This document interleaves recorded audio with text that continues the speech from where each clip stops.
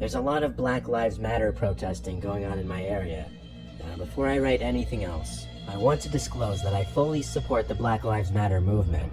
However, this is my personal opinion that the looting and rioting are not okay, and anyone participating in those acts should not be associated with the peaceful protesters. But unfortunately, mixed in with the peaceful protesters are the looters and rioters hiding in plain sight.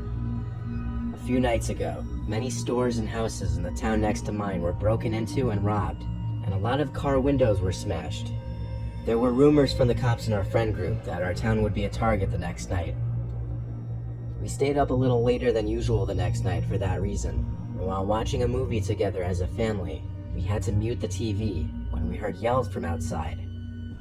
We checked out the window, and a large group of young men with masks on were parading down the street. They weren't holding protest signs or anything.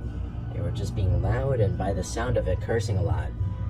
But they didn't appear to be damaging any property, so we went back to our movie. Then after that, my parents went to sleep. I stayed up later in my room playing a video game with the headset on so I could talk to my friends. Eventually, I grew bored and tired and turned the system off and went downstairs to get a glass of water for bed. As I passed the little half stairway to our den on my way to the kitchen, I looked down there and saw something big sitting on the carpet by the window.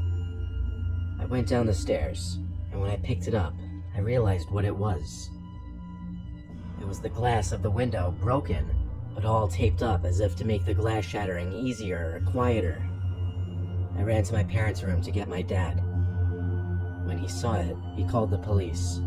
The response time was outrageously long. My dad said we were lucky the line wasn't busy, as the 911 calls recently by us have skyrocketed. When the police came to search the house, it didn't seem anything was stolen or anyone was in the house.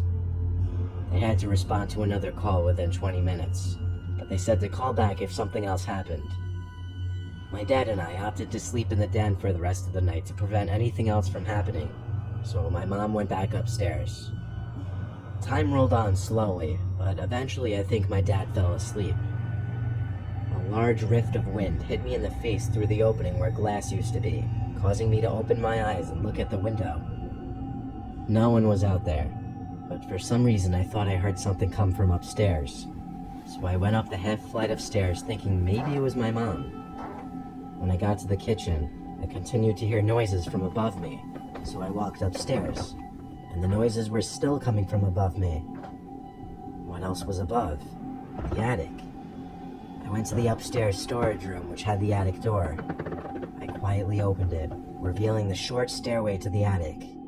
This is when the noises stopped. I didn't flick the light switch on. I just tiptoed halfway up the stairs to listen. That's all. The heavy silence was terrifying, considering I knew I was hearing noises from up here just a second ago. I waited on one of the middle steps to hear something. Then I felt the hairs on my head being moved. Someone's fingers started running through the curls in my hair as I heard this deep, short, cackling sound. I let out a cry for help from my dad, as all the confidence immediately left my body and I was overcome with horror. I ran out from the attic to meet my dad halfway down at the kitchen. He didn't go up to the attic. He once again called the police instead, while we heard shuffling and thumps from above us.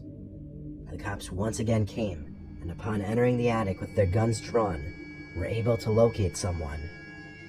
They came out of the attic with some creepy old man with a mask on, looking at my family and I and laughing as he walked out. When the cops asked him in the back of the car what he was planning on doing, he simply admitted right away that he's seen all the looting going on the news, that he wanted to join in on the fun. He made his way to our attic because he said that's where people store their most valuable possessions. Based on the way the man spoke and acted in general, you could tell he was certifiably insane. He told the cops that he was alone. Oddly enough, he answered all their questions no problem. But once again, this guy clearly had some screws loose or missing entirely. Feeling him brush his hand through my hair like that will probably haunt me for a long time, maybe even life. And one thing is for sure, I don't feel safe going in that attic anymore.